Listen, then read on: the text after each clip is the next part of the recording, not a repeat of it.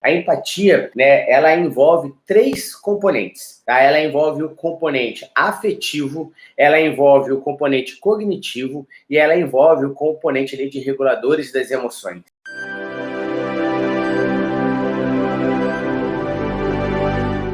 Tá? Então, o componente afetivo, ele se baseia ali na partilha, na compreensão de estados emocionais, né, do outro. Então, criar empatia, muitas vezes, é sentir o que o outro está sentindo. O componente afetivo da empatia, né, ela está relacionada ali a partilhar, né, a compreensão de estados emocionais do outro. Então, é eu sentir a emoção do outro, né? Muitas vezes é eu, né, me colocar ali no lugar do outro. E aí entra, né, essa parte do componente cognitivo, que é a capacidade que a gente tem, né, sobre os estados mentais da outra pessoa. Eu me colocar na situação do outro, né, mas com a visão do outro. Isso é muito importante. Tem pessoas que falam que, não, eu crio empatia, eu sou uma pessoa empática, eu me coloco no lugar do outro. Mas aquela pessoa, ela se coloca no lugar do outro com um filtro dela, da maneira com que ela percebe as coisas, da maneira com que ela percebe o mundo. E isso não é empatia. Empatia é se colocar no lugar do outro, né, tentar pensar como o outro.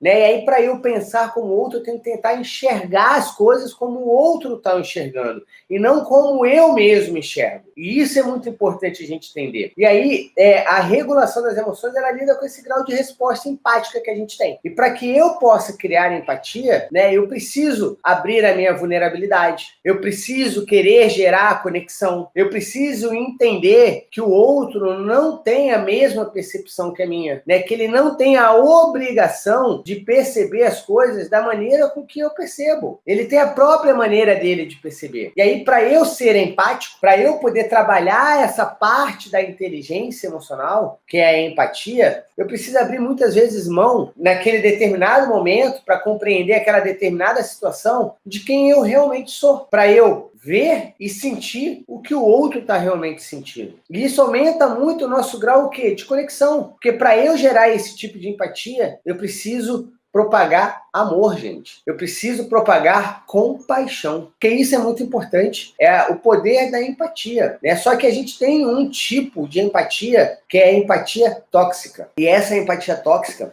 muitas vezes, é aquela que está fazendo a gente viver situações que a gente não gostaria de estar vivendo. Desencadear, né, sinais e sintomas de doença no meu corpo que muitas vezes eu não queria estar desencadeando. Por quê? O que é a empatia tóxica? É eu ver como o outro está enxergando, sentir como o outro está sentindo e viver o que o outro está vivendo. E é aí que a gente não pode. A gente não pode viver a dor do outro. A gente até pode sentir, a gente até pode se colocar no lugar do outro para tentar compreender e buscar um ponto de conexão para ajudar. Mas a gente não pode viver a dor do outro. E muitas vezes a gente vive a dor do outro como se fosse a nossa própria dor. E isso faz com que a gente ative os nossos programas arcaicos de sobrevivência. Isso faz com que a gente gere emoções tóxicas pra gente, que gere pensamentos tóxicos pra gente. E lembrando, né, que 5 minutos de pensamentos negativos, né, a gente demora até 6 horas para limpar o nosso corpo dessa toxina, né? Isso está lá no livro Fator do Bem-Estar. Ser empático não é viver a dor do outro, porque cada um passa pelo processo que precisa passar para o seu nível de evolução, para o seu nível de desenvolvimento. Viver a dor do outro não ajuda em nenhum momento,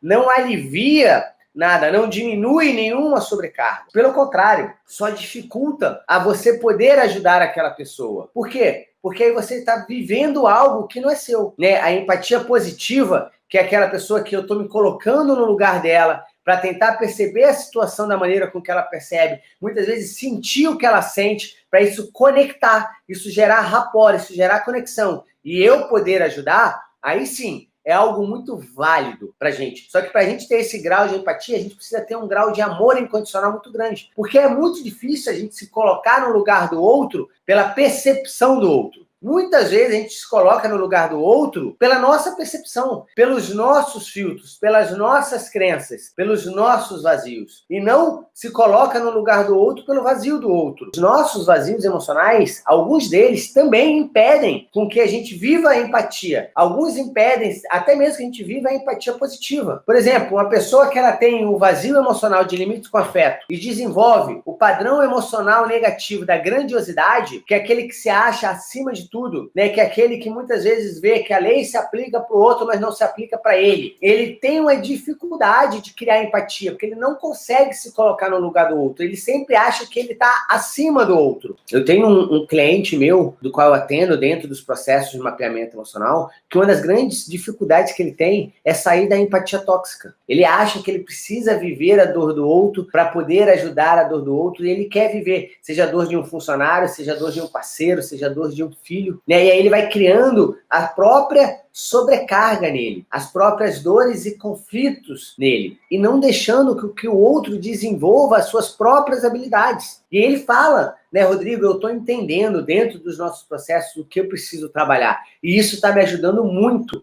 né, mas eu ainda tenho um pouco de dificuldade porque eu tenho medo da perda. E isso se dá porque ele criou um vazio emocional lá na infância dele, onde ele não se sentia pertencendo, onde ele não se sentia com conexão. E a gente está trabalhando sessão por sessão essa base. Eu atendi uma cliente onde ela tinha um cargo na determinada empresa e ela buscava, né, solucionar todos os problemas daquela empresa. Então ela fazia funções e trazia funções que não eram dela, né? Isso porque era uma empatia tóxica. Eu estava vivendo uma dor que não era minha. E aí, quando a gente fala isso, olha só, ela estava vivendo a dor da empresa. E sim, um grande funcionário, ele precisa ter empatia pelo que a empresa está passando, né? Ele precisa sentir o que aquela empresa está sentindo, ele precisa perceber o que aquela empresa precisa, mas ele não precisa viver a dor da empresa, porque senão ele joga uma grande sobrecarga na vida dele. E aí ele começa muitas vezes a querer acumular funções, querer resolver problemas que não é dele. Isso camufla muitas vezes o ponto que precisa ser trabalhado naquela empresa, fazendo com que a empresa não enxergue, ou até mesmo fazendo com que a empresa não veja que um determinado funcionário que está num determinado cargo não tenha competência para estar naquele cargo, mas ela não vê isso porque aquela pessoa está solucionando um problema que não é dela e ela se sente sobrecarregada, ela se sente soterrada pela vida e não consegue desempenhar, ela não consegue galgar a própria evolução dela.